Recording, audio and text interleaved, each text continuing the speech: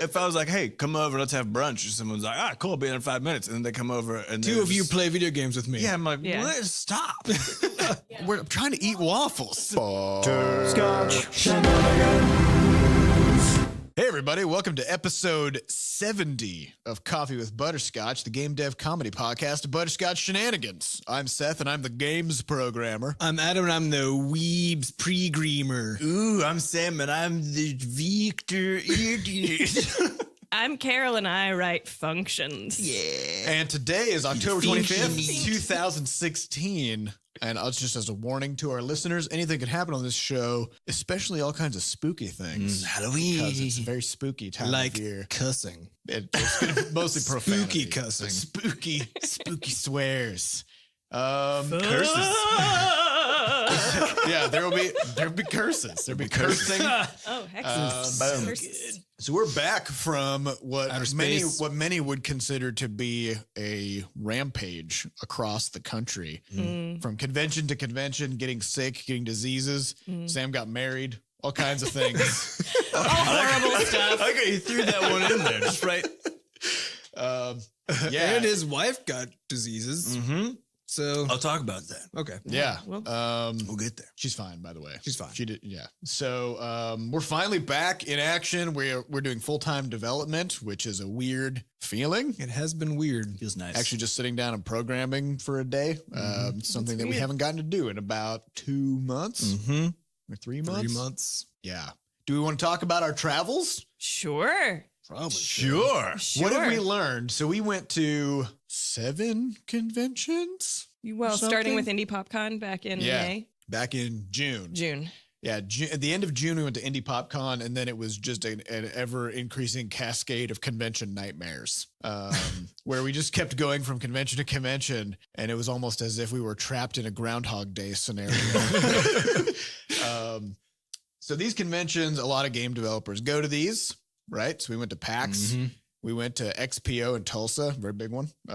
We went to, where did we even go? Steam Dev Days. Steam Dev Days. Went to Indie PopCon. We went to the Science Center's First Fridays 2 different months in a row. You did the Idea at Xbox thing. Idea at Carol went to Xbox. Indiecade. I went to Indiecade. We went to Pixel Pop Festival here in St. Louis. Oh, yeah. There you go. So what we kind of learned is we might have overdone it a little bit, and we're gonna probably reel it back so we have more time to actually work on stuff. So we're gonna just focus on GDC, which is in March, very good convention, and PAX. I think that's it, right? Yeah. Yeah. Unless, because I really enjoy going to conventions to experience it and to like network with people and to just kind of feel connected to other folks who are making stuff. But it's also a huge time consumption thing. And if you're sending a whole And studio, if you send more than one person to any given convention, it is a huge loss of energy and time and money. yeah. So we're finally on the up and up now. We're back. Feels good. We're back. And also, Carol's a programmer now. Yep. Yeah. Hey, hi. Like I said, I write functions. Do you want to talk about it? What's the deal? Well, I think it's super interesting because the last podcast we had, we were talking about our least favorite subjects in school. And I was talking about how I had never been able to get through that fog of programming. Like, I really like it. I like the programming methodology, but I'd never been able to actually learn how to program. And we all got back from traveling and we all sat down and we're like, you should be a programmer. Yeah. And I was like, yeah, I should be a programmer. Based on what we've learned from everything that we've done. Yeah. So before I was doing a lot of PR and marketing, but we'd realized that over the course of the last few months when I've been here that a lot of those things could be automated. We can turn those into robots to do my job for me. And who better to create the robots to do my job than me? Yeah. Otherwise, And then you're out of here. Out of a job.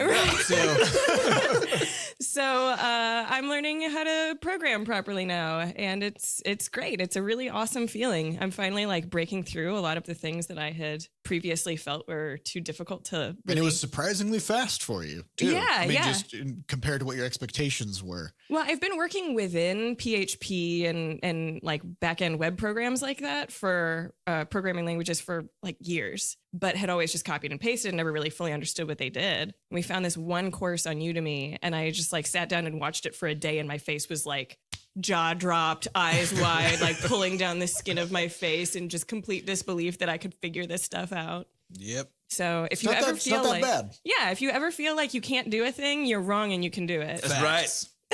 You're just wrong. You're wrong. Yeah. So what we wanted to do this week was just do a question blast attack. Is that what we wanted to do? I thought Sam had a story to tell. Yeah, you got a story. Stam's got a story. I got a story. I cuddle up to the fireplace. Buckle your pants. We'll spin you a yarn. That's So- me, my crackling fireplace. Over the sounds of Carol's crackling fireplace. So I went to Smoky Mountains for a honeymooning adventure, and we They're really climbed- just foggy, right? They're very They're foggy. foggy mountains. Yeah. Are there any And volcanoes in that part of the There are not. Okay, It's so just it's fog. surprising. It's Fog. just Just fog. fog. why It's didn't they not- call them the foggy mountains? It's a little less alluring, but It's just fog. It sounds less dangerous though. Anyways, so we clambered around the mountains a bunch and got bit by various animals, as you're wont to do in the woods. Not by a bear, though, but as an important side note to the story, there was a bear attack there What? a little while ago. And what had happened was a brown bear, which weighed about 300 pounds, approached a person, and said person, instead of, making noises or trying to get it to go away, was taking pictures of it on their phone. And then there's a picture that they put up on this sign where it's the person pointing the phone straight down from their body, where the bear's head is just like an inch away from their leg.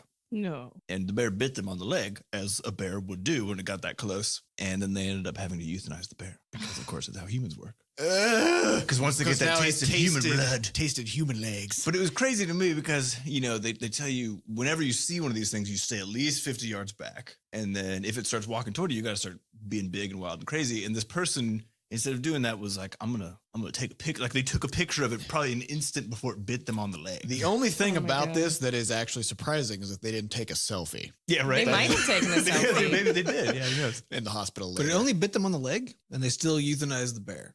Yep. Because once they get the taste for human flesh. Is that even true though? That It is that, with tigers. I don't know if it's the case. Is it with bears. tigers? But is it though? Really, or is that Tigers just a thing people become say? human They eaters. become man eaters. Yeah.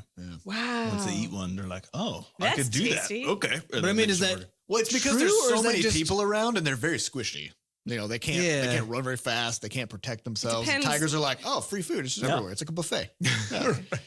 This reminds me of when I was in Colorado last year. And it was sort of like elk mating season. And apparently what happens is these bull elk just go out and they're enormous. And they have these huge antlers and everything. And they make these really dumb noises where they just kind of like,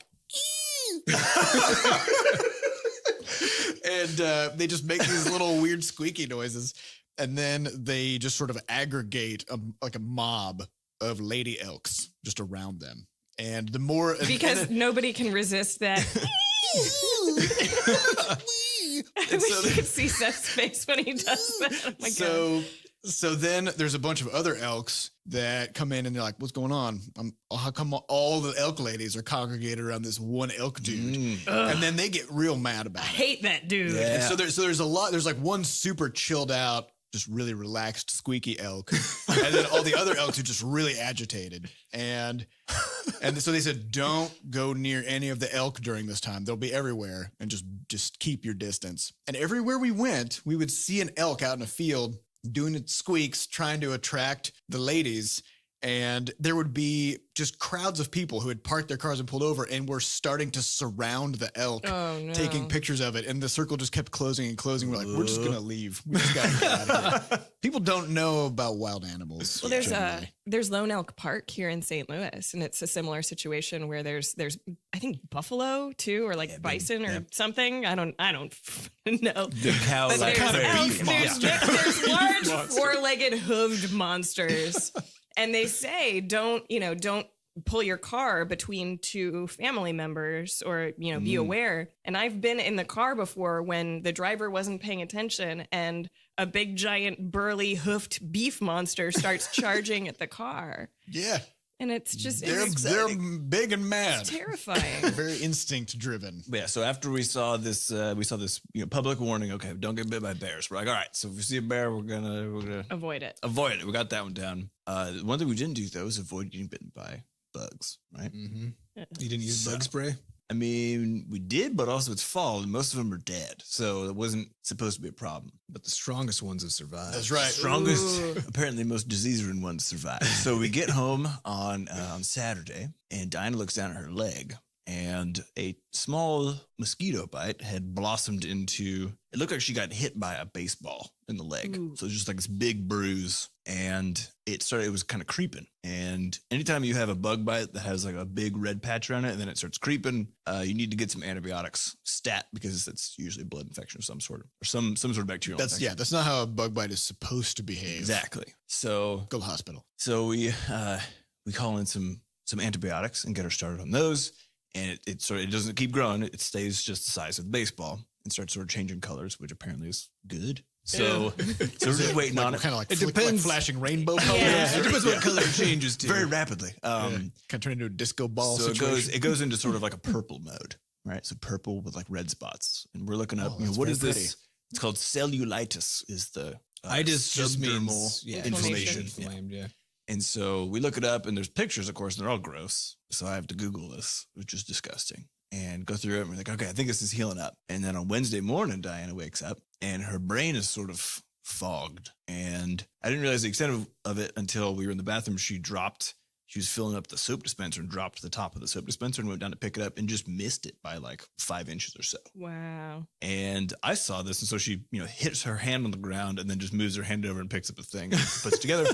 Probably didn't think twice. She didn't about even it. notice it. And I was like, Because brains are amazing. They're just like, I guess I Fill missed. it in. Yeah. Guess I I was like, missed. we need to go to the hospital, I think. And so we went to the emergency room, and she had some, basically a small case of inflammation in the brain, meningitis, Oh my caused God. by this bug bite, which turned out to be Rocky Mountain spotted fever, which is lethal. So And what's if he you- doing over in the Smoky Mountains? The Foggy Mountains. The Foggy The Mountains. Foggy That's Brain the Mountains. crazy thing. sense. So it's called Rocky Mountain spotted fever, and the doctor was this very strange man, first of all, but secondly, he was like, yeah, so it's called Rocky Mountain spotted fever, but it actually is like 90% of the cases are from Appalachia, so South and Southeast United States. So somebody just missed the mark on that. Yeah, like one. so one person. I bet it was Christopher Columbus. He was like, Fuck that guy. I'm pretty sure these are the Rocky Mountains.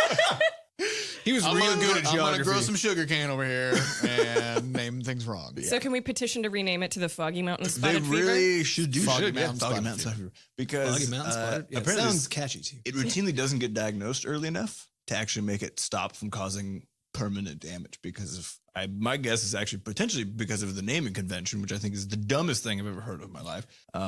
People would look through the list of symptoms and be like, Yeah. Rocky Mountains, but well, I wasn't in the Mountains. Rockies. I was in the Smokies. yeah. It should be Oh my fine. God. So anyways, we got her some drugs. Everything seems to be fine. But I just wanted to do a public service announcement. A, don't take pictures of bears when they're about to bite you in the leg. And B, if Don't you do surround get an bit, elk either. don't surround Fire an at elk, especially elk that are going. And if you do get bit by a bug and it starts spreading into like a red rash, go to the doctor Get it immediately, scoped out. because you might be dying. Yeah. Probably. Very quickly, too. Yeah, you'll Yeah, probably might die. definitely be dying. Okay. That was good. It was a good PSA. I feel like our listeners have probably had their lives extended by perhaps months. Some of them. On average, yeah. Congratulations, On average, listeners. Yeah. Mhm. Our average listener lives now 1 week longer Yep. Ooh. Enjoy that week. Nice work. because if one of them was going to die from one of these, now they won't. Maybe in that week, what you should do is subscribe to our podcast on iTunes, Spotify, or Google Play. and tell your friends all about Yeah, it. Tell you're your going to be friends. able to catch one more episode. Carol, that was smooth. All right, let's move in. We got tons of questions, so let's just go. But ahead. if we answer them all, then we won't have any. It seems that every time we Exactly. answer one, just more pop up in It's their sort of a place. whack-a-mole scenario. like the high. Don't let us Maybe- run out of questions. Maybe with listeners. their additional week while they're listening to the podcast, they can be formulating questions in their mind and then submitting them either with their Bscotch ID or Yeah. anonymously to podcast.bscotch.net. Yeah. Or while they're leaving a rating on iTunes. Oh, yeah. Right. Yeah. Yeah. It's nice that thinking of it's questions. nice that our listeners are just so involved. Yeah. You know? We appreciate that. Yeah, it's nice. Thank you, listeners. Oh, All right, so we got some questions from new people too, because we were on the Touch Arcade show last week, I believe. Yeah, yeah, it sometimes. was a No. couple weeks ago. 3 yeah. weeks ago. 3 weeks ago. It was a Good time. Lord, it was a while ago. So Sometimes. we do have some new questions from new folks. So I want to hit a few of those. So New cues from new Fs. the first one, which I believe is a new person, comes from Tej734, who asks or says, "So I've been waiting for Journey to become free since it was first released 5 million years ago," which is a true fact. Yeah, that was about Because I've always been on the fence. Are there any games on your wish list that you're in the same boat on? As in, you're just waiting for it to get just cheaper. because you can't quite decide to buy it. Like all of them. I've got 30 games in my PS4 wish list right now, and I added them all up, and it's over $500 worth of games. And I'm like, how would I ever play all of that? So I just kind of wait for my favorite to drop just low enough, and I'm like, okay, we'll do this. So, I mean, well, so here's my thing though. There are basically infinity games out there, and they keep on coming, right? Yeah. So there's already more games than you can play anyway. And so for me, if I'm on the fence about something, it's not a game of when is it cheap enough for me to be willing to give it a chance. It's now just, that's not a game I'm going to play because I've already got games I like that I'll play. Realistically, every single game that I bought for that reason, where I was like, "Ooh, it's cheap enough. Now I'm going to give this one a shot." I've not given a fair shot. That's probably true. You know, so now I buy games full price usually just if I want them That's fair. and buy fewer games. I do similar, I would say, Yeah. for the games that I really care about. I have to interject though. Waiting on Journey was a horrible mistake. That is one of the greatest games of all time. What have you done? And deserves to be played There you go. regardless Don't of wait its price. anymore. There Yeah, you go. the thing is, if you're really excited about a game or you've heard a lot of good stuff about it, just get it. If you have to wait for financial reasons until you can get it, wait and then get it, but don't just kind of keep it on the back burner for all of time, always having it in the back of your mind, thinking maybe someday. Just decide if you're going to get it or not and what you're willing to pay and then wait for it to be that price. Boom. The only time I'll ever wait for a game is probably for reviews to come out. Yeah. Yeah. Like if I'm on the fence about it, it's probably because I've been hearing hype about it, and then I'll wait, a couple weeks for critics to come in and also player reviews and everything, and then make a decision. And that's usually what I'll do as well. Yeah. I think part of the weird thing about paying the full price or paying an earlier price than a sale is that you also want to kind of be on the ground floor of whatever the the zeitgeist is at the time. So when everyone was playing Stardew Valley, for example, and it just took over everything for a good 3 or 4 weeks, it was actually really fun to be Part of the culture. culture, and just diving into that. Pokemon Go. And Pokemon Go is Which the same is free, way. but same principle. So you do miss, that's the sort of hard thing, right? Because whenever you're evaluating a game for the hype, it's like, okay, can I get it? Will it be terrible? No Man's Sky sort of situation. Or is it the case where it's a community and it's going to die out at some point because games have a life. Yeah. Well, it's part of why I ran out and bought PSVR because I'm like, I want to experience this. Everybody's talking about it. This is part of my industry. It's so cool. Right. And then I played it for 2 hours and I'm still sick. Right. Like I still have a headache from 2 days ago from playing it for 2 hours. Yeah. It's an early technology. The thing is actually, but this hype concept, right, of saying like, I want to get away from the hype to see what the game really is. I don't think really games exist just in isolation outside of hype, right? Because you're going to have more fun if the world around you is hyped about the thing that you're playing. True. So you're actually guaranteed to have a worse time playing the game if you do it when the hype is. Well, think about it now. So why not play it when everybody's pumped about it? Just buy into Also the, be just go, pumped just about dive it. right into the hype. Yeah. Who tub. cares if it turns out you were a little overhyped and enjoyed the game more than you should have, which is a stupid thing to even say. Because it's also the case that if all of the people are playing the same game, then Yeah, there's we can all talk kinds of about stuff it. you get to talk about. Yeah, think about- embrace the social culture. Yeah, because I think about Pokemon Go because the week that it came out, I was like, fine, I'll get this. Get on my phone and then go walk around and ran into people. We're shouting across the street where you see someone looking at their phone and they kind of look over at you and you're like, Don't looking take my at each gym. other. Yeah. And then we went and we were chatting with a guy while he was doing a gym battle. And it was, random strangers and stuff. And I don't think I know the player base for Pokemon Go has dwindled way down from its original. Yeah, it's now unlikely that if you look across the street and see somebody on their phone that they're playing Pokemon. Exactly. So let me ask you There- this yeah. though, because this is now making me wonder. Mm. Because there's been a large number of games that I have accumulated where I bought them because they seemed interesting on Steam or whatever, and then I'll talk to somebody after the fact and I'll ask around, and nobody's heard of it or nobody's really played the game. And kind of on the flip side of the coin we're talking about, that kind of diminishes my interest, right? Right. In the game, if nobody Yeah. really cares about it. And so I'm wondering if the best move to get a good Book club. to get enjoyment out of a video game games. is to get a bunch of friends together and all buy the same game at the same time. And then sit down and talk about it. Yep. Diana What? and I were just talking about this because she Start a game club. Pokemon Sun and Moon's coming out next month. Yep. And I was like, I'm gonna get this, and we're gonna need to go play a Pokedex together naturally. So, why don't you take my old DS and try the previous game so that we can make sure that this is a good investment for you. Otherwise, I'll just try to recruit, someone else to play this Randos. game with me. And she was getting into it. She was like, oh man, I really want to talk to you about this power plant experience I just had, or whatever else, but you didn't play it recently. So I have no idea. And you're not, and then she has to go back and explain the whole game and why Right. everything Right. matters.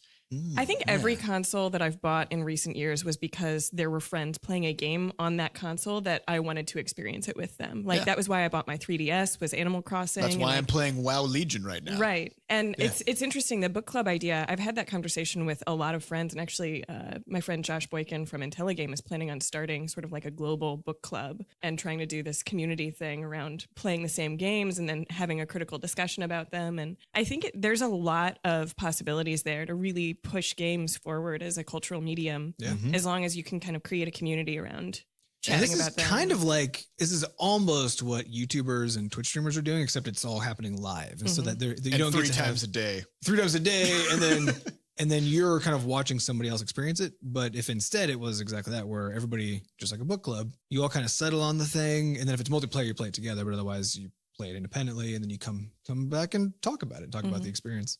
We should probably do that in company anyway. Just Yeah, we should. ourselves. That would be a worthwhile thing to We do. good thing to kind do. of We kind of do, but we haven't done it. sometimes. Yeah, not in a structured Not really way. officially. Not officially, Yeah. no. It's like when we all happen to play the same game. It's like, what'd you think? Oh, that's neat. It was neat. I agree. Neat. That's how we talk to each other in the office. Yeah. It's code of conduct. Yeah, it was great, Kyle. That was great. Yeah, this is our podcast voices. Outside of this room, we talk like people from the 1920s radio. Yeah, it hurts my jaw to talk like this. I Yeah. really prefer to talk like this, you know?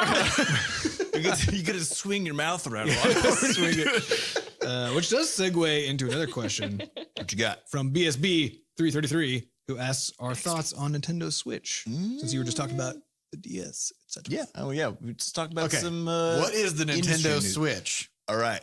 So Explain if you haven't checked it out yet, there's a trailer for the Nintendo Switch, which is Nintendo's new console to replace or be the next Console version. / tablet / handheld.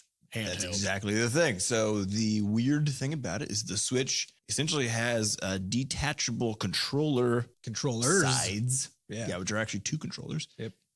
That you can pop onto the console itself and pick up, and the console is actually a tablet. And so you can essentially like lock it and you slot it in, and then go rip the controllers off and sit down on your couch and play from your couch. Mm-hmm. And while it's slotted into the console, then it goes to your TV. It also has a normal size controller, I think, that you can use. Yeah, you on can the- like plug it into.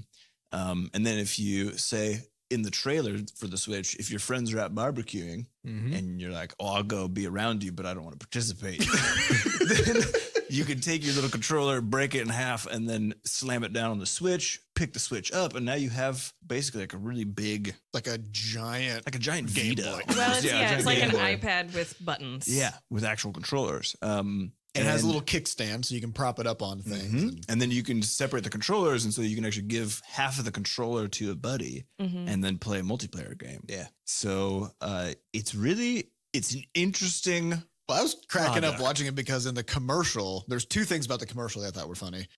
One was the commercial that Nintendo put out opens up with a guy, he's playing Zelda, some Zelda game, and his dog is there, and his dog is like, let's go outside. You know, His dog I actually mean, that's talks. basically what he's conveying, right?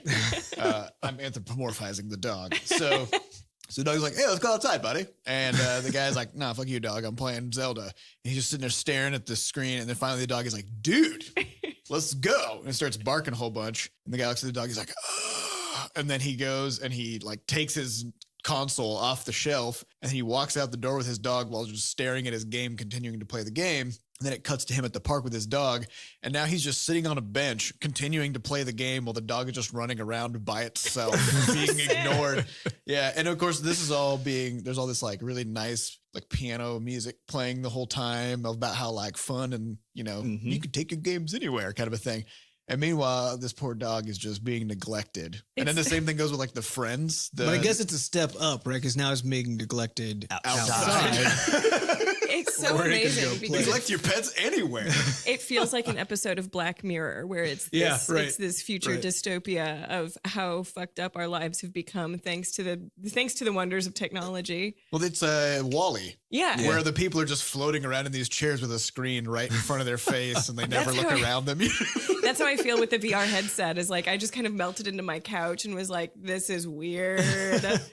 Yeah, VR is the furthest extreme of that, right? Where you're like, I literally don't want to see anything around me. I want to be, I'm done with it. Yep. Well, the interesting thing to me is that I think in all of these new tech commercials, if you watch them and just think about it from that dystopian perspective, all of them have like really dark undertones on accident. So, for example, when there's the girl who gets called over from her apartment and she's playing on her Switch, and her friends are on a rooftop nearby barbecuing, and she's like, "Okay, I'll come over." And so she grabs the Switch and then goes over there. She doesn't just come over; she grabs her game console first with her. And I'm like, I mean, that's good. That's cool that you can do that. But also look at your friends. If someone if I was like, hey, come over, let's have brunch, or someone's like, cool, I'll be in 5 minutes, and then they come over and two of you play video games with me. Yeah, I'm like, let's stop. Yeah, like I'm trying to eat waffles. You all want to watch me and Sarah play video games? Yeah, right? Yeah, and actually in the commercial, there were two of them playing the game, and then everybody else was just crowded around trying to look, right? Well, and also staring at the tiny high-fiving. screen. High-fiving for some reason. Yeah. So Because we're on a rooftop watching video games. So I think it's, This is what young people do, right? pretty sure. Well, it's interesting to me Adults. because I think Young so. adults. I thought the Switch was very exciting. Okay, it's a cool thing, and Yeah, I agree. I'm excited to see what happens. Yeah, with it, jokes but aside. it is always comical to me how dystopian all of the commercials for any piece of tech feels, because I think the other one that always rubbed me in a very funny way was the one of the watches. Like I thought it was one of the Microsoft one, but smartwatches. who knows? One of the smartwatches where it's all these people. It's the same sort of thing. All these people who are just beautiful people in beautiful settings doing all these beautiful things, like going for a run or hanging out with friends. But then the whole time in the commercial, as far as the commercial is concerned, the person's just looking at their wrist. They're just ignoring all the awesome shit around them. I gotta track my steps. It just cracks me up.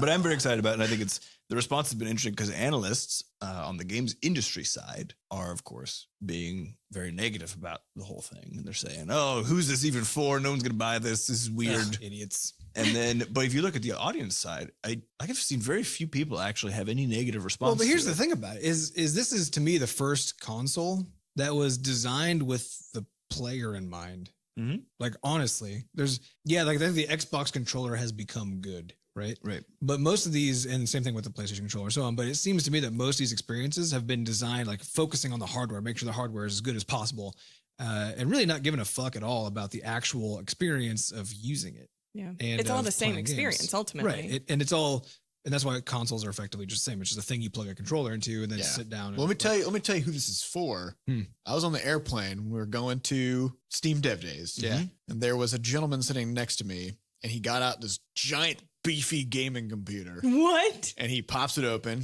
and he starts playing Rocket League. Ooh, hey. And I was like, hey, you want to play some 2v2s? and he's like, you got a controller? I was like, fuck yeah, I got a controller.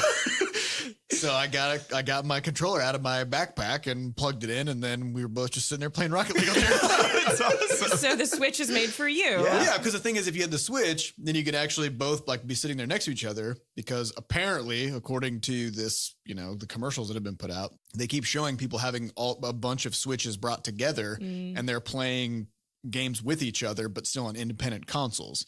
So let's say we're in the airplane. Sam, you're sitting across the aisle over on the other side, and I'm over here, and I'm like, hey, let's play some whatever. Maybe Rocket League is on the Switch. I don't know. That would be great. Yeah. And so we can both fire up the game and then play with each other across the airplane. Yeah, I was telling Which would be super Adam cool. earlier, like, this is going to change the Game Developers Conference, not because of the talks, but because of the downtime.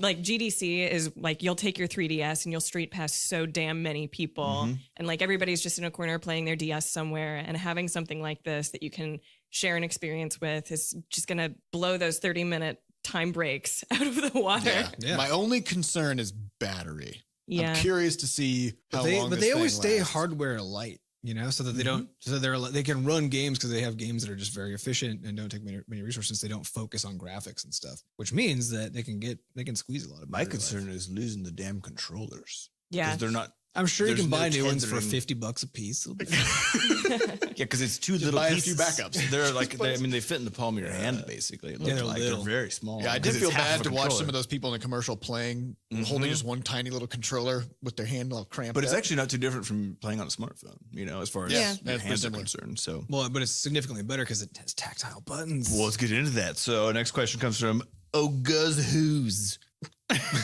Who's? Guess who's? What do you think of mobile gaming? And we get asked this on occasion, which is why I want to touch base again, since however long ago it was last time. He says there's even early access games and games that are pre-order-ish nowadays, which is true. Google has gone into a bit more of doing some early access and sort of pre-launch stuff than was available a long time ago. So where do you Super think Mario we're at? Run is now I think the first pre-orderable game on iOS. Oh, it's pre-orderable? Or I know it's coming soon. Yeah, It's like- alert, I guess. You can Right. add it to a wish list. Yeah. I have an idea about mobile gaming that maybe you guys agree with, maybe not. Which is, so mobile gaming is really interesting because it's the first time that a billion people at least accidentally have a thing that they can really, really easily get and play games on. Mm-hmm. Mm-hmm. Right. So it used to be the case, a lot of people have computers, but games on computers prior to mobile gaming almost invariably cost money. Right. Mm-hmm. And so all of a sudden you have this huge surge of people who have a device that's capable of gaming. They have it on hand all the time. People have downtime waiting at the dentist office, whatever. And there's all kinds of free games that they can put on their phone to fill that time. Right. And so you have this new generation of people coming into the gaming scene who otherwise would have never even conceived of playing video games, Mhm. right? But if you look at the kinds of games that these people are playing, they're simpler, right? They're not high skill games. They're not super complicated games. They're things like Candy Crush and things like that. But I think that's cool because like that makes it accessible for them. But if you look back at the trajectory of what console gaming has done Yeah, exactly or the whatever, same. it's done exactly the same thing where it started really, really simple. Though it didn't start free. It didn't start free, but it did start simply. Yeah. Because nobody, for starters, the hardware couldn't handle it, just like smartphones. Yep. And nobody knew how to play or make video games, Yep. right? Just like smartphones. Yeah. Right. So it all started in the same place. I think you're seeing a much more accelerated progression because smartphone game developers can now look into other areas of the industry and other games on consoles and stuff and use those as a model of trying to make games a little bit more intense and whatever. But Or have come from those fields. yeah, they exactly. came from. So I think it's cool because it's bringing in a new generation of people, and those people, as time progresses, if they get more and more into gaming, they're going to be looking for a lot more interesting game experiences, which to me actually leads to the problem with mobile gaming, which is one of discoverability. Yeah. Which is, if you have 1.5 billion people with smartphones potentially playing games, and you have two places they can get them, basically, right? So you have Google Play and you have the App Store.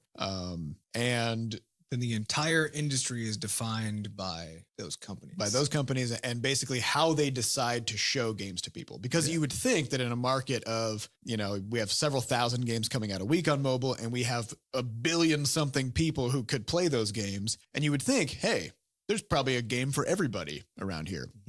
Because if you have 1 billion people playing games, out of 1,000 games that come out at any given time, assuming, it's evenly distributed, 1 million people could play each of those games and there would be no overlap. Though it's nothing like evenly distributed. No, it's nothing like that. But the point But is, math. there's a shitload of people with devices. And even though there's a lot of games coming out, there's not that many games compared to how many people could be playing them. Yes. So it's really hard to find those people though. Why is that? Yeah. Which is it's a platform problem. The companies running the show problem, which we talked about in the past as well, Yeah. right? But to me it is. But I think this gets to that point that is kind of interesting, which is that people, especially those who sort of disparage mobile gaming, they have defined mobile gaming as what Apple and Google provide to people on their smartphones. Like those are synonymous, right? So when you think of mobile gaming, you think of small free-to-play puzzle games that pull money out of you that you get via one of those two app stores, right? Okay. But there's no difference between mobile gaming and any other kind of gaming. There's just an interface difference. Smooth pane of glass versus Smooth pane of glass, versus right? buttons. Right. But there actually isn't. There's no such thing as mobile gaming in a meaningful way, right? What it actually is a different market which is dominated by panes of glass, right? And the other markets are dominated by things that go through a controller or things that go through a keyboard. Yeah. So, Well, and the games that tend to get the most visibility are the ones that are more accessible to people who otherwise wouldn't be that interested in games. right, because now the market is defined by this huge group of people who didn't come into it to play games. Right. Yeah. If you buy if you buy an Xbox for $400, $500 or whatever, you You're buy sure a as hell going to buy PlayStation. some games. Yeah, I mean, you bought that presumably to play games. You can still watch Netflix on it, but you could also get a simple $100 TV console thing for that. So if you bought one of these things, you're probably going out of your way to play games. Mhm. That's not true with phones. Mhm. So Right. it just kind of defines how things get promoted differently and what things get developed differently. So yeah, it's just kind of a weird market. I would also argue that the people who grew up playing games and who are used to and comfortable playing games are most used to and comfortable playing games either on PC or on console. Yeah. And are less comfortable playing games on mobile. And so I think the people who are more drawn to playing mobile games are the ones, like you said, who were kind of, their gaming was raised up from a mobile landscape as opposed to a different kind of a different kind of landscape of gaming. So they're more used to the puzzle games. They're more used to the lightweight casual games. And so trying to market something that would be more traditionally considered a console game or a PC game to a mobile gaming market, there's definitely some disparity there. Yeah, and I think we kind of ran into that a little bit when we launched Flop Rocket. Because Flop Rocket is a really, really hard game, and we got it featured on the front page of the App Store back in February of 2015. Probably. And it was awesome. We got tons and tons of downloads from it and stuff, and a lot of good response from it. But it was also obvious that because you can track sort of like your uninstall rate, and a lot of people came into that game and then very quickly left because when you take a game that's really, really hard like that, it's very skill oriented, and you broadcast it to a general mass audience, and it's a free game, so people aren't really self-selecting into it, then you run into the problem that you don't necessarily run into with a much more laid back kind of puzzle game, which is the game tells people they're bad at it immediately, and that's hard to hear, right? And people leave. So yeah, as far as there being those kinds of games on mobile, they're everywhere. They're all over the place. You just have to go find them. Mhm. So they're generally not going to get featured that much. So yeah, it's interesting though, because I think it is very cool that this new market has come up that has basically brought games people who otherwise wouldn't be playing them. But I don't think it's going to serve very often as sort of a gateway into the more traditional kinds of games or the stuff that we were all raised with as players of games, right? Because people are being brought up. Because if you get a device and don't play games and you go into your app store and then you see a game that's free that you've heard about, you're like, oh, I'm going to go try this, right? And you go try it and maybe you have a little bit of fun with it. And so now every once in a while you just look out for games, right? But you haven't been taught that games are a thing to value. Okay. Right. So you're basically being trained from the first they're just time. kind of these free time they're these waster free little things. time wasters, right? So you're being trained the moment you get into gaming for the first time in your life, basically on accident, The right? games Because are of the device you have. valueless. Games don't Time have value. wasters. Yeah. they're just a thing you download Yeah. onto your smartphone. Yeah, and this is true. I mean, for most of just kind of the average person that I talk to who wouldn't define themselves as a gamer and mostly got into games on their phone, they're playing those time wasters, and they admit it. Like that's the intention of what they look for games that do. They want a free silly. game. The pooping games. Well, this The actually pooping reminds me of when I was signing up for a gym membership, I was chatting with the gentleman who was sort of organizing all that stuff, and I was wearing my Butterscotch shirt, and he said, "What's going on with your shirt?" I said, well, "We're a video game studio. This shirt gets a lot of questions." It does. And he said, "Oh, you make games? That's cool." He's like, "What are there any that I could play?" And as well, our most recent, our most popular one is Crashlands. That came out in January, and so he looked it up and saw that it was $5. And like while I'm sitting there, he's like, "Do people pay money for this?" Yeah. And I was like, "Yeah, because it costs $5. So I mean, Yeah, but You they pay, have to. they Yeah, pay and he- for it. yeah." And he's like, "Yeah, I'm not gonna." Yeah. Well, and to me, $5. but to me, that's exactly it. Is we always make jokes about this, right? But the fact is that guy, he doesn't play games, right? And so he doesn't. the at all. games that he played were the ones where he opened up his phone, like everyone's talking about Candy Crush and sending invites on Facebook and all that shit, right? So he goes and finds that thing. You're like, oh, I'll just give this a try. And you go get, and that's all you do. You just give these things a try, right?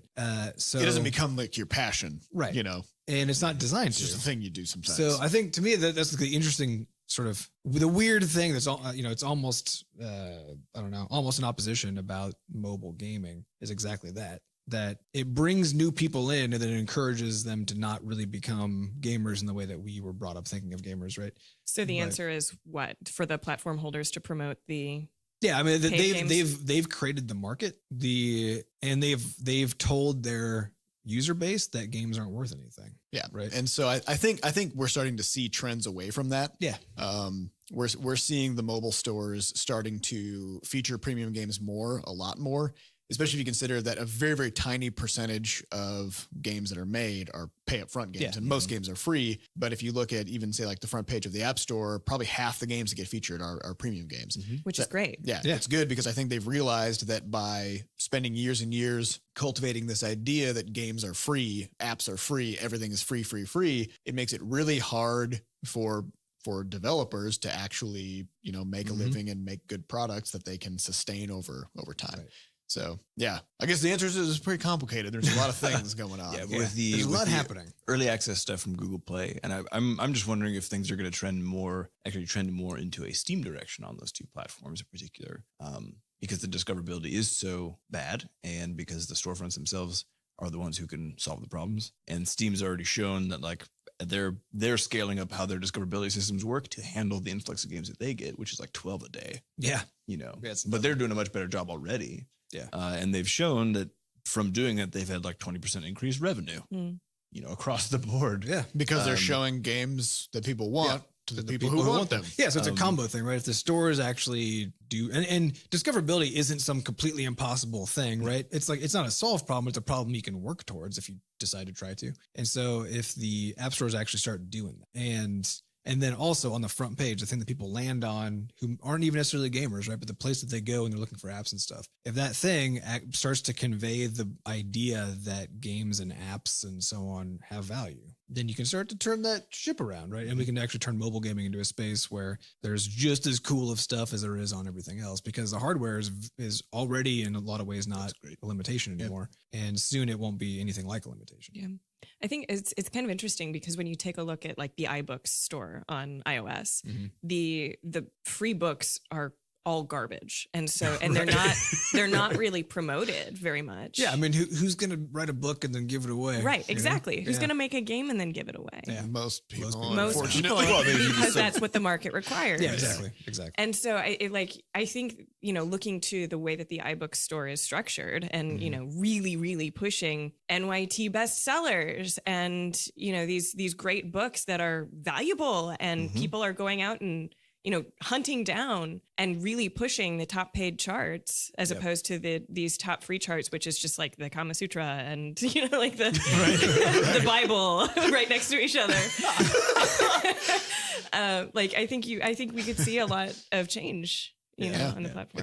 It's just gonna take some time to undo the past 8, 9, whatever years of Yeah, but it cultivating is that interesting free though, because that means mindset. that the culture of these companies is what defines the culture of an entire generation of gamers. Mhm. Yep. Consumers. Fucked up. But my no, best no bet- pressure, Apple and Google. But Yeah, Well, get no. your shit together. It's almost, think about it. But it's almost Think about it. guaranteed they didn't think about it. Because No, probably not. It's not like they knew what they were Well, doing, and their prior you know? driver is, of course, to make as much money for their shareholders as possible, Yeah. right? So, and those things don't have to be in opposition. In fact, as Steam has shown, probably are not, right? But it's easy, especially given that those big companies are mostly run and controlled by people who probably aren't gamers, right? And they're making business decisions where they're thinking about things as software, not as cultural artifacts. Mhm. Then yeah, of course you would think make stuff as cheap as possible so that people get it. Right, because we just want as much content available on our devices, Right. as we It's can. all about the content. All right, next question comes from Proteus, who says, Sam, you did a sweet voiceover for the trailers. Carol, you busted out a great Batman impression and transatlantic accent. I like the transatlantic. Yeah, that's good. On the last episode, can we expect there to be more voice acting, or can we expect there to be voice acting in future Butterscotch games? If so, will the Butterscotch team voice the characters? I would love that. Let's talk about this just briefly. There's a technical problem Yeah. with voice acting, which is that, as it turns out, voice acting or just having sound files, Audio lot of files audio. are big. they take a shitload of memory. And I don't think most people realize this when we got a bunch of questions about this in Crashlands. We had people be like, "Oh, how come you guys didn't voice everything?" And it's kind of like the same question where someone's like, "Oh, why isn't this multiplayer?" Here's a question. hmm. Could we solve this by having optional voice work that only streams, like voice files that only stream from the internet if you're connected to the internet and otherwise don't play if you're not connected to the internet? If we want to pay for that bandwidth. If you want to, Yeah, I it's a guess shitload of bandwidth. Yeah. I mean, we'll have yeah. to host it somewhere. Yeah, That's true. and So- assuming there's no lag, so you would like talk to a character and all of a sudden it would like stop and they'd be like, That's fair. That's fair. yeah, unfortunately, it's the kind of thing where you need to just have the files either downloaded all at once and then therefore available or bundled as part of the app. Yeah, so when you're downloading these big AAA games, a lot of what you're downloading is an enormous number of sound files. Yeah. And then texture pages. Like Yeah, that's I what think you're downloading. Crashlands is 60 megabytes, and we have about 80,000 words of stuff in the game, which is like a Those are mostly external though, as half a megabyte. yeah. Yeah, that comes up to 500 kilobytes as Yeah. of story content. But yeah, if we were to do that in audio, I don't even know how long would It'd it be take. gigs, wouldn't it? It would be, yeah. It would be a shitload. It would probably do at least a 10 times size increase of the game. So There will be a time when everybody has infinite storage space on their devices. But even that, because the other thing though is that it's really easy to type a sentence Mm-hmm. to put some dialogue in it, right? but to hire a voice actor and have them come to the studio. And, yeah, and then record it, and then make sure it sounds good, and then put it in, and then do that in fucking like 5 languages or whatever, Oh, right? yeah. Jesus, Yeah. Typically, voiceover isn't re-recorded that often. no, but that does mean though that the game has to work just fine with text only, right? Yeah. It has to be there. It has to. Text is sort of a that's already minimum. required, Yeah. right? So you can make your text, and then for English speakers only, because that's what most people can afford. You're absolutely right, especially the more you have. Then your English speakers get to listen to your dialogue that you hire. I mean, the investment that goes into that is just endless. It's not just talking, I guess, at the end of the day. Yeah, it's not like turned out to be- right, exactly. Yeah, it's not just somebody chatting. I think we were talking about this earlier because of the whole. voice actor Yeah. guild strike. Oh, that yeah, kind of that's a thing. thing. The SAG So it's kind of in the AFTRA. news right now. It's worth looking into. But we were talking about this because there was some comment about how one of the big AAA games like pulled out their dialogue It was as the written text, and it was just like this stack of 100 pages or whatever. Oh, Right? no, it was thousands. Or of thousands yeah, of if you pages. looked at the voice acting for Star Wars: The Old Republic, which is an MMO that has fully voiced every quest in the game. Yeah. And there's branching dialogue in every quest. And yeah, they had thousands and thousands and thousands of pages of dialogue. Yeah. But if you look at a movie script, like so thinking about like my favorite movie, like Finding Nemo or something, and it's animated and it's all voice acted. Yeah, that was probably like 50 pages. Yeah, there's probably a total of like half hour of voice work per voice actor, right? Not like that they actually did the work because they had to do a lot more to get that half hour, right? Yeah, But, yeah. but the actual amount that appears there is like half an hour's Of worth. physically sitting there speaking the lines. Right. Yeah. And of course, they have to redo the lines 1,000 times. And you know, there's Right. there's And a, they there's a really number of take, yeah. characters that have like 6 lines. Yeah. You know, come So in, do it in the afternoon. Right. In some But I mean, think cases, about how yeah. much effort goes. Yeah, to do like 6 lines, it probably takes an afternoon, right? So think about all that effort and then take it into the context of a game, which is interactive instead of just telling you a story. Where a minor character has, 300 or 400 lines. Exactly. And typically, I think for voice actors, a day is like 4 or 6 hours or something like that, or Yeah. maybe they're shot or they're Oh, man, recorded that's a in lot. just like a couple of hours. But there's limits typically set by SAG, that the Screen Actors Guild, Yeah.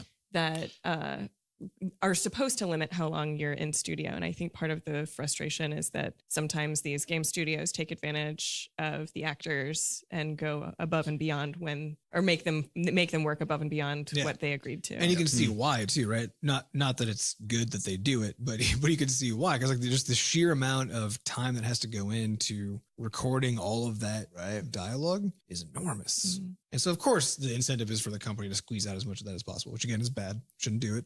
But for us, that just means like we can't do that. Yeah. So to answer the question, probably not. Yeah, it's probably not.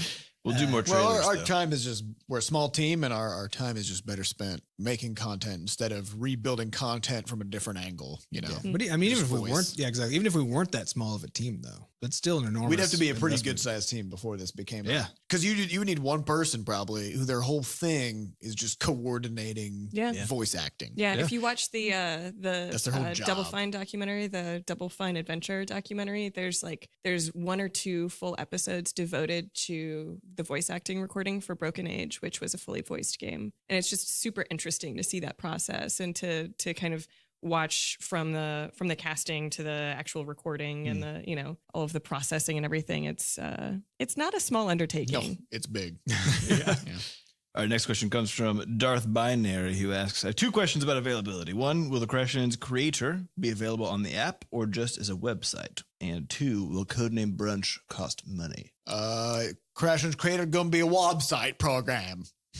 That is going to be ideally mobile friendly, but will undoubtedly function more comfortably on desktop. Yes, it'll be unlike Crashlands, which feels equally good on every platform. This isn't a browser, so you know, browsers it just is what it is. But yeah, we will do our best to make it usable and not a horrible experience on mobile. But ultimately, it's a very complex piece of software. Yeah. That requires a lot of different kinds of inputs and a lot of space to use it. And so it's going to feel absolutely best on a larger screen. Yeah, I mean, the main things are because a lot of what you'd be doing is putting in dialogue, which requires fucking typing. sucks to type. Yeah, typing sucks on a phone. There's just that is truth and will be the truth for the foreseeable Can't future. convince a motherfucker. There's no As long as your keyboard occupies half of your screen, Right. and obscures what you're just trying to gonna type. suck. So there's that problem. The other thing is, so a lot of what you'll be doing in the creator is writing dialogue. And the other part of what we'll be doing a lot is editing outposts. And outposts are 2D spaces where you're going to be adding lots of tiles and content and stuff, right? And so the smaller your view is, the less you can do at once.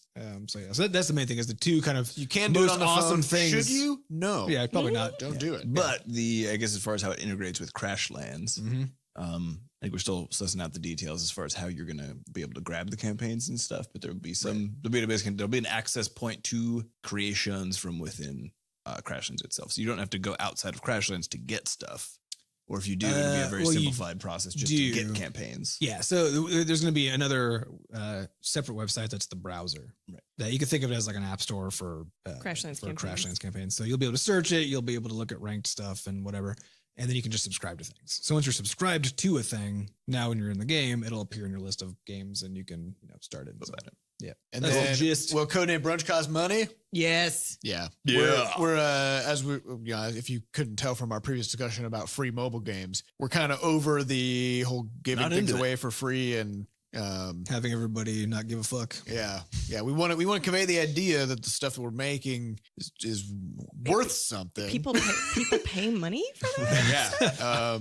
Yeah. So we also don't like the design process that goes into trying to figure out how to remodify and rebuild all the game systems to get money out of people from in-app purchases. Yeah, and we've said this That before sucks. too, right? Is that free-to-play games make it so that getting your players to spend money becomes part of the game. Yeah. Becomes part of the game design, which it's just not fun. It's really not nice a to just design that. be able to pay money for a product Yeah. and have the product. Yeah. Yeah, because then the only design question is, does this make the game better? Does this make the game more fun? You don't have to worry. Does this Period. make people less likely to give us money? Right. Right. Yeah.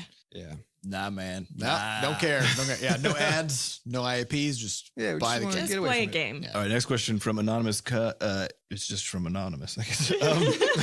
Is what happened to the caterpillar? What did happen to the caterpillar? Lenny is perfectly What safe. caterpillar? Caterpillar. So I found a caterpillar outside my house. There's a Melty Caterpillar episode a few episodes back. Just if you haven't listened With to the it, go details. catch up. And it's a huge caterpillar. So naturally I took it and put it in a box in my house. And it quickly made a cocoon for itself in a pile of leaves. It's now sitting in a Tupperware container on top of my refrigerator. And there Lenny will sit probably until springtime, at which point he/genderless caterpillar. It's right now a Moth. puddle.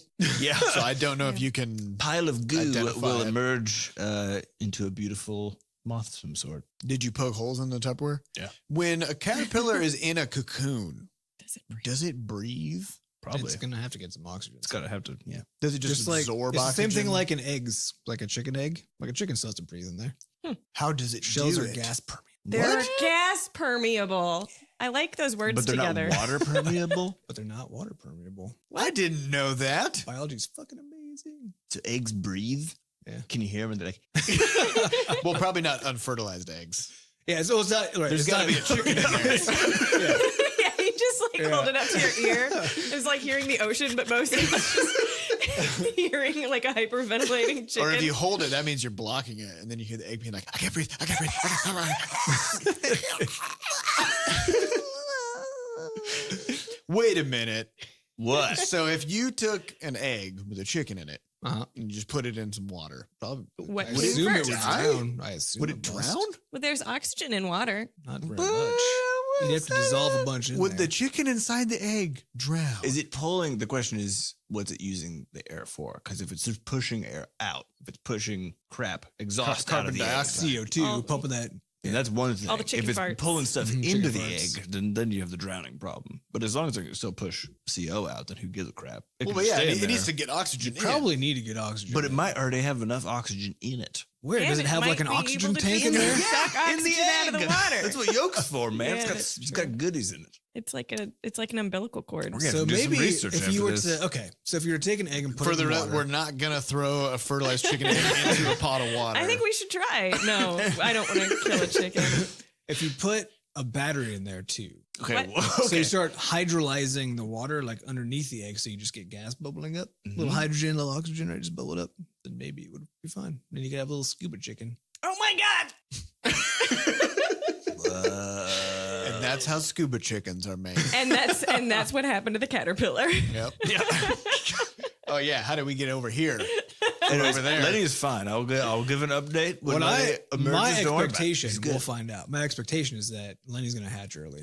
Adam thinks that because of the temperature in the house not Yeah. actually getting cold, that Yep. Lenny's going to I get agree. confused. My thought Not is that confused. It's literally going to generate itself faster. There'll be no confusion. It's just biology happens using chemistry. Lenny's gonna And come up chemistry and is be like, temperature dependent. That was fast. That was a short nap. I know I kung do fu. not feel rejuvenated. Although probably its sense of time is just dependent on what happened, so it probably would feel like the same amount of time. Yeah. Or do moths perceive time? Or do they just not give a fuck and just flap their wings around? They and just land eat your on clothes. things? Yeah. Fuckers. They don't even have mouths. How do They they don't. eat your clothes then? I don't. well, Do not they those even? ones. What is it? Some of Yeah. them do. What does a moth Some do of to your them do have clothes? mouths. Lenny will not have a mouth. Lenny He will have a exists- exists- proboscis. He exists to mate, and then that is it. He doesn't even know the concept of Sad like life. what yesterday Yeah, is. he doesn't have an appetite. He doesn't have time. He has no time. Concept of time. He's gonna hatch early out of his chrysalis. There's going to be nobody to mate with. and he's gonna be just lonely and sad, and he's gonna die. What's the Probably. timeline? Why of, are what's you the doing life, this What's to the Lenny? lifetime of a moth? It's supposed to come out in, I think, February. It's 14 days. They live for Oh. 14 days, and then So Oh if my it comes God. out at the wrong time, oh yeah, it's No, done. then you, Then just, you have a he's- pet for 2 weeks, then it dies. I was No big gonna deal. say he's fucked, but in that case, he's actually not fucked. exactly. Nope. Ooh. Well, he is and isn't, but He is. It depends on how you define the term. All right, fucked. next question. We'll do this as last one. That's from quick question. Metron. This is not a quickie, but we're going to do it anyways. What is your take on publishers and their role in the indie industry? Indie industry. Industry. Have you considered using a publisher before? All right, so we might need to clarify what is meant by indie here, because traditionally indie often meant not having a publisher. Used to, not anymore. So now it's now just it doesn't really now it mean just anything means generally specifically. Small team. a game made by a small team, Smallish. Yeah. Not even that. It's like 15 100 people and below. I think it means you're not EA, Ubisoft, or Yeah, that's basically what it is. is that about I it? think you can't be a corporation. Oh, you mean, but which kind of a corporation? Because we're a corporation, You mean like a publicly traded Well, we're an corporation? evil corporation, though. There's a difference. right? Yeah. Maybe it's a publicly traded thing. Maybe once you're publicly traded, you're no longer because now you're beholden to your shareholders. So that means that Valve is an indie. Yeah, I think technically studio? Yeah, Valve but is if, indie. but, That if, was an indie but studio. if But they're having also a publisher, which happens a lot too. well, let me ask you Well, this we're though, we're our own publisher. because Okay. having shareholders basically means that somebody outside of your group gets to somehow influence the things that you make, right, right? so that you're not indie. So you're not indie anymore. Does the same thing apply to if you get a loan or if you have venture capital funding? Like if Yes, somebody I think you invests did. in your studio somehow. I think you'd still technically be indie. If they get decision making capabilities, Because that's what a publisher is. Yeah. In a sense, they're now a stakeholder and they're like, hey, I'm going to get a cut of your game. And I'm also going to make sure that Well, you do it well. But let's talk about that though, because here's the interesting thing about publishers in the indie industry. In the Indie space. industry, The- which is that there are a lot of publishers who don't do shit. Yeah. So they're like, I'm going to take a third of your money. maybe half. I'm gonna take half of your money, I'm going to tell you a bunch of scary stories And, about what happens when you don't have a publisher. and then I'm not gonna do Which anything that's the for you. service I provide. When the game fails, I still get some payment, and I didn't do anything for the last 2 years to make it. So I'm gonna ride off into sunset, give me some more indies, and that'll be that.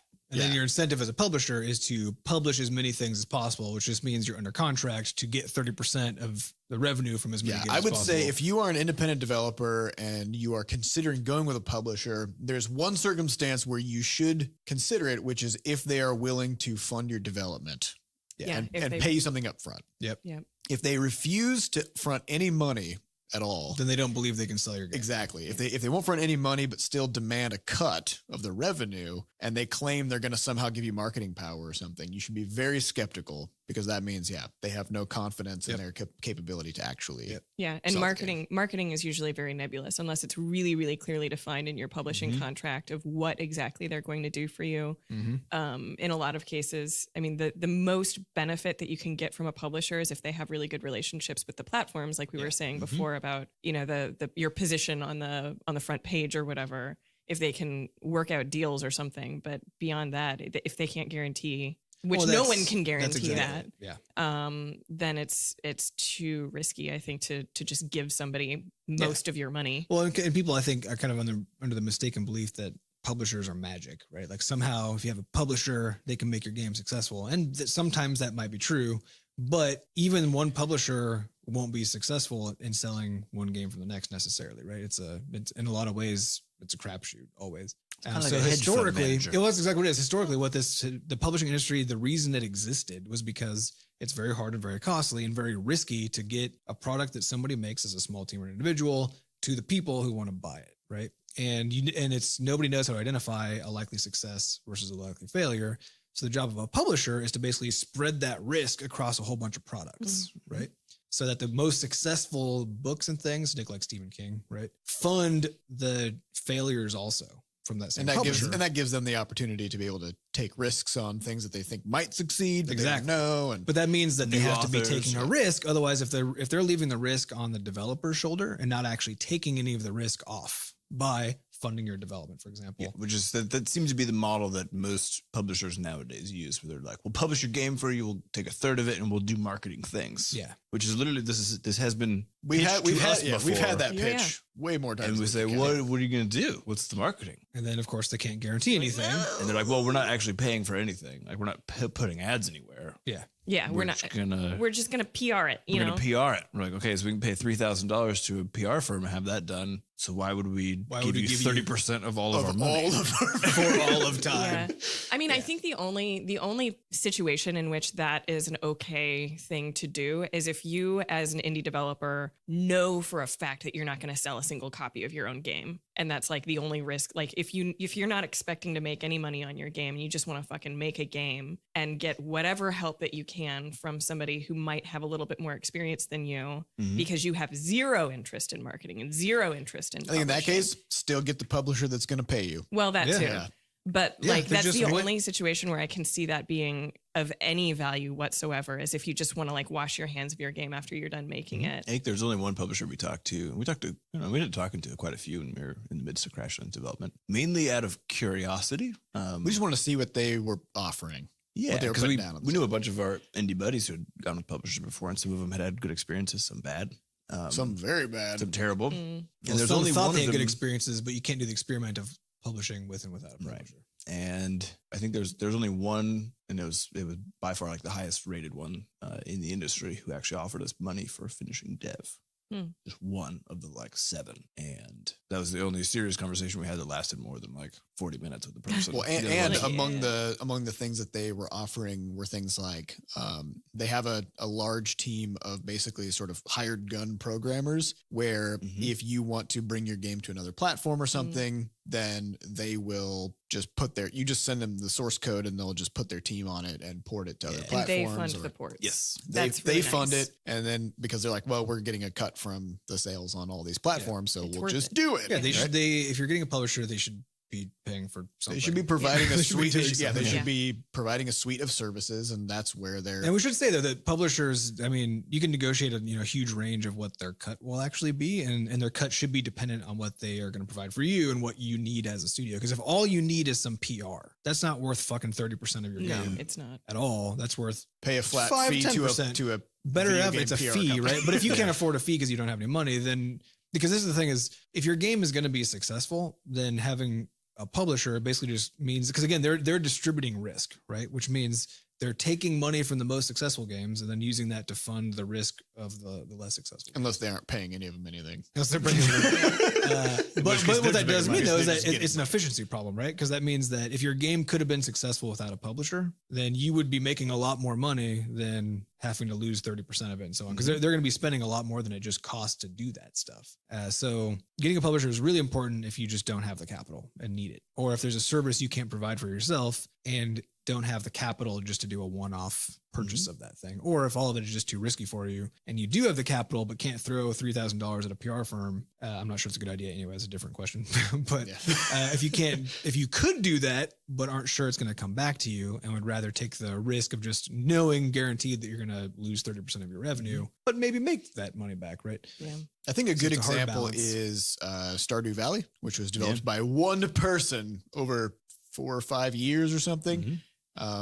And at the end, I think he had a kind of like what you were talking about, Carol, about he was not convinced that it was necessarily going to do well or anything. And he thought he needed some extra help. So he brought in Chucklefish. And they provided a whole bunch of services, beta testing, and they have a bunch of games under their portfolio already that are already doing very well. And his game also fit very well with the types of games that they put out. And yeah, I mean, they helped him make his game successful. Yeah. Right? That was a great relationship in that case. And it turned out very well for him. Yeah. So, Vet the publishers well and make sure that they actually know what they're doing and are willing to back up their promises. And remember, just because a publisher has a set of good games doesn't mean they're actually good at selling games, because some games could be successful on their own, right? And so a good publisher might just be good at identifying games that are going to be successful. still need to, money. still need to evaluate what it is that they're going to be doing for you. And the same goes for the PR firms that we're talking about and other services that you might hire, like just because they have a good portfolio doesn't mean that that portfolio wasn't supported by itself. And don't believe all the scary stories that they'll tell you about what's going to happen if you don't use their services, because they have an incentive to embellish. So, yeah. Okay. Well, I think that's last question. That'll be it. Of the day. So thank you everybody for listening. Subscribe. And once again, subscribe to our stuff. We're on SoundCloud, iTunes, Stitcher, Google Play. Go leave us a rating, please, so that other people can accidentally discover this. Give us some of those podcast. delicious stars. And ask us some questions on podcast.bscotch.net. And we'll see you next week. Okay, Bye. bye.